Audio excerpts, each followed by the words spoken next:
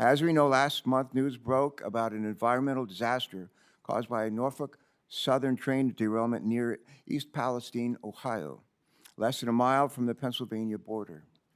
We are here today to discuss that train derailment and subsequent hazardous chemical release, which led to a controlled burn of dangerous chemicals and the mandatory evacuation of some 2,000 people.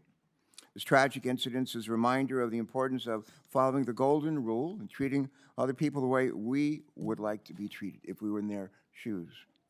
Today's hearing is an opportunity to put ourselves in the shoes of those impacted by this disaster, examine the immediate response, and ensure long-term accountability for the cleanup efforts. It's our responsibility in Congress to answer, one, what went wrong, two, what do we need to do to fix it, what do we need to do to make sure it never happens again? Every so often, environmental disaster in our country underscores our responsibility to protect public health and our environment. In 1969, I recall seeing news coverage of a train spark that ignited the polluted Cuyahoga River near Cleveland, Ohio, just north of Ohio State, where I was a Navy ROTC midshipman a year earlier.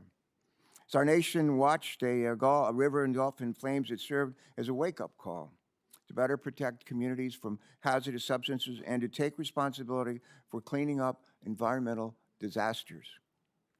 This movement helped lead to the creation of the Environmental Protection Agency, which has broad bipartisan support, broad bipartisan support. My hope is that in the aftermath of the disaster in East Palestine, we can come together once again to identify solutions that will protect communities, improve safety, and restore trust. We must work together with our colleagues on other relevant House and Senate committees to strengthen our nation's rail safety regulations, ensure compliance with them, and prevent future incidents like this one from happening again. We also need to make sure that the impacted communities receive the resources and the support that they need. Our existing laws have allowed EPA to identify Norfolk Southern as a responsible party and began to hold the corporation responsible for the costs of the emergency response, as well as for the long-term remediation of this area. We want to hear from our witnesses today whether Norfolk Southern is meeting its obligations, including its moral obligations.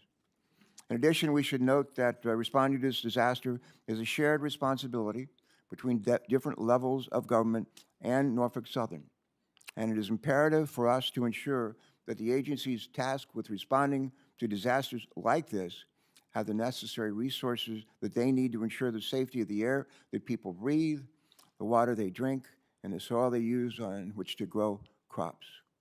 It's worth noting that the Biden administration has been on the ground from day one. As we'll hear today, the EPA, working alongside state and local partners, arrived in East Palestine within hours after the derailment and has maintained a presence ever since. In fact, Administrator Regan has visited the area, I'm told, some 3 times already and expects to go back for more. In the wake of the chemical releases, these government entities have worked tirelessly to install air and groundwater monitoring systems, as well as sample the water in the air for toxics and oversee the removal of contaminated soil. Norfolk Southern appears to have cooperated with these orders and has agreed to pay for the environmental cleanup resulting from the derailment. However, the ultimate costs may exceed the immediate cleanup needs. And moreover, an apparent lack of transparency on the part of Norfolk Southern, at least in the early days of the response, has left some members of the community battling with mistrust and looking for answers. We're told that the company's failure to communicate directly includes information given to some first responders who were under the impression that only 1 car would be vented and burned rather than 5. And this miscommunication left first responders scrambling to ensure the public safety requirements of a much, much larger plume. We've also heard from some residents who were told it was safe to return to their homes, but are still experiencing ongoing health problems. Other concerns remain, such as loss of property values and the long-term impacts on the most vulnerable citizens, including children and the elderly. As I said earlier, today presents us with the opportunity to learn from this experience, address misinformation, and gain a better understanding of the long-term plan to protect public health and address the environmental impacts of this disaster.